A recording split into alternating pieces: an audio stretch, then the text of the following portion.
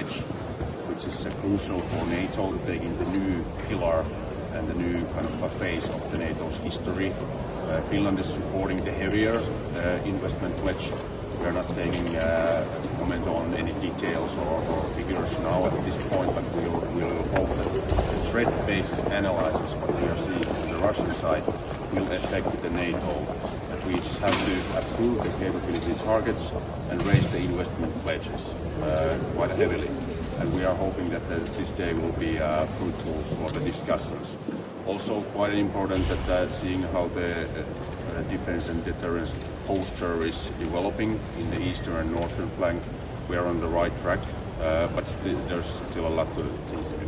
What's for you the timeline or the deadline to reach the new defense expenditure? Well, we're not commenting any details now because negotiations are ongoing, but we are from Finnish perspective, because we have half of the Russian border. Of course, we hope that all the countries know that Russia will be a real threat after the Ukrainian war. That doesn't stop in the Ukraine. So that's why we are in a hurry. We have to do this fast and quick. There's no time for decades-long wandering and pondering. So that's why we have to run fast, but of course with a quite efficient way to use the money wisely, not just spend it. But still that the number, what is our goal, the year, that's quite important. 2032 too late? Well, I'm not commenting on the year now, but still we have done in Finland and of course inside NATO the threat analysis when the Russia and with their allies can kind of build the new capability to threaten NATO. So that's why we know that we have to run fast.